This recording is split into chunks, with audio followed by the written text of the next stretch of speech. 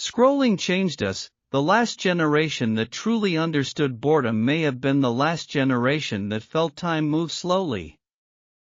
There was a world where silence didn't feel uncomfortable, where waiting didn't feel like failure, where a moment could exist without being recorded, shared, or validated. That world didn't disappear overnight. It faded quietly, almost politely, replaced by something small enough to fit in a pocket and powerful enough to reshape the human mind. The scroll did not arrive as a threat. It arrived as convenience, as connection, as entertainment. It promised information, inspiration, and escape. And before anyone asked what it would cost, it became normal. So normal that waking up without it now feels strange. So normal that many people cannot remember the last morning their first thought belonged entirely to themselves. You don't wake up and choose the tone of your day anymore.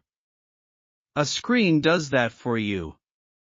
A headline, a notification, a stranger's opinion reaches your mind before your own thoughts have a chance to form. You are conscious, but already distracted.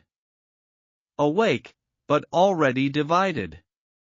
And none of it feels forced, which is why it works so well. You believe you are choosing what to watch, but most of the time you are responding. Reacting. Following invisible paths designed by systems that learned your behavior better than you ever studied yourself. Every pause teaches them something. Every swipe sharpens their accuracy. The more tired you are, the more predictable you become. Time no longer passes in clear lines. It dissolves. Minutes vanish without memory. Hours collapse into nothing. At the end of the day, you feel exhausted but can't explain what you actually did. Your body didn't move much. Your hands barely worked. Yet your mind feels overstimulated, overcrowded, and strangely empty at the same time. This is not because you are weak. It is because the human brain was never designed for infinity. It was designed for stories. For beginnings, middles, and endings. The scroll has no ending, and a mind without endings never feels complete. It keeps searching, convinced that satisfaction is always one swipe away. At first, the feeling is excitement. New ideas. New faces. New possibilities.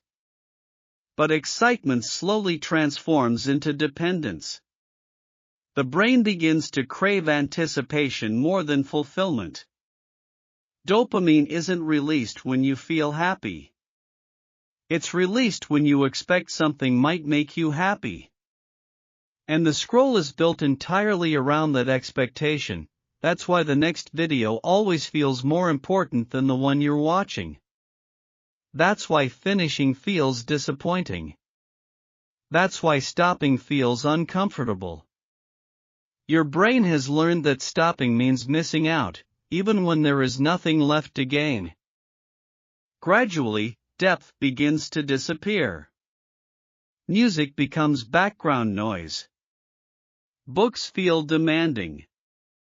Conversations feel slow. Silence feels heavy.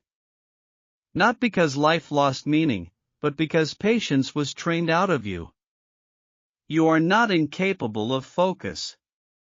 You are simply unused to stillness. This is where most people misunderstand what's happening. They think they've lost motivation. They think they're lazy. They think something is wrong with them. But nothing broke inside you. You were trained, gently and consistently, to live in fragments, and a fragmented mind cannot feel whole. As attention fragments, something deeper begins to erode. Not productivity. Not intelligence. Identity. When the mind is constantly occupied, it never gets the chance to hear itself. Thoughts become reactions instead of reflections. Opinions are borrowed instead of formed. Desires are shaped by exposure rather than intention. You scroll through lives that appear perfect, effortless, complete. Carefully edited moments presented as reality.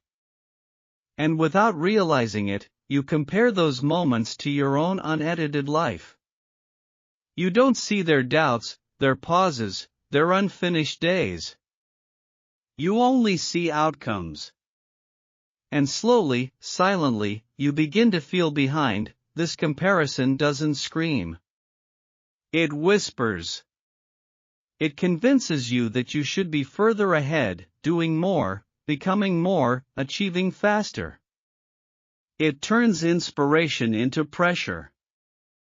Motivation into anxiety.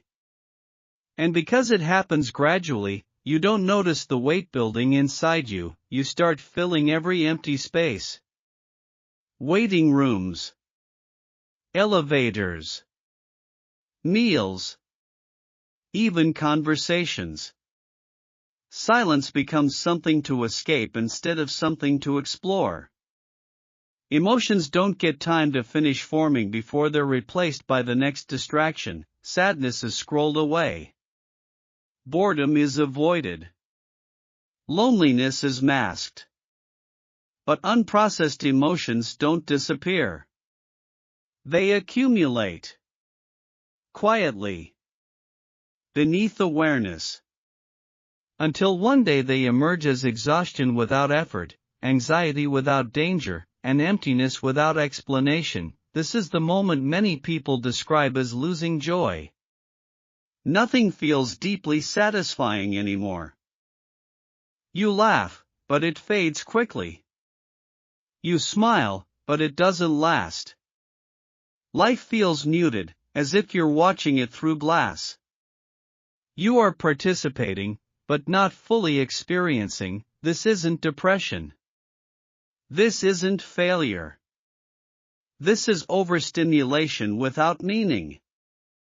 The mind is full, but the inner self is starved. Consuming endlessly without creating space to process leaves no room for presence, and yet, this is not where the story ends. Because the human brain is not fragile. It is adaptive. What it learns, it can unlearn. What it absorbs, it can release. The same plasticity that made the scroll powerful also makes recovery possible. When people intentionally step back, even briefly, the change is noticeable. The first day feels uncomfortable. Hands reach for the phone automatically. The mind searches for stimulation. The second day feels slow. Time stretches awkwardly. Boredom surfaces, but boredom is not emptiness. Boredom is the threshold. On the third day, thoughts begin to rise. Forgotten questions. Unfinished ideas. Emotions that never got airtime. Silence stops feeling hostile and starts feeling alive. Breathing deepens. Awareness sharpens. By the end of a week, focus begins to return, not through force, but through relief. Sleep improves. Presence increases. Not because life became easier, but because attention became whole again, and attention, when whole, is power. Attention is more than focus. It is the substance of life itself. Whatever you give sustained attention to becomes your reality. And when your attention is scattered, your life feels scattered. Reclaiming it is not about discipline or restriction. It is about respect. Respect for your mind, your time, and your finite existence. Technology is not the enemy. Unconscious use is. A screen is a tool, but when the tool controls the user, it stops serving its purpose. The solution is not rejection, but awareness. Not escape, but intention. The scroll will always be there. endless, patient, waiting. It loses nothing by your attention. But you lose something every time you give it away without choice. Moments do not repeat. Days do not rewind. Meaning does not reschedule itself. The most important moments of your life will never arrive as notifications. They won't vibrate in your pocket. They won't glow in your hand. They arrive quietly, in stillness, in presence, in moments where nothing is demanding your attention except the experience itself.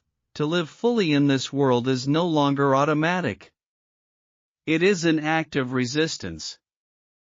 To sit with a thought. To finish an emotion. To listen without reaching for distraction. To exist without constant stimulation. This is the modern rebellion. Not anger. Not noise. Attention, when you reclaim it, you don't just regain focus. You regain clarity. Depth. Memory. Meaning. You stop consuming life and start inhabiting it. The scroll never ends, but you can stop, and in that stopping, you don't lose anything real, you gain yourself back.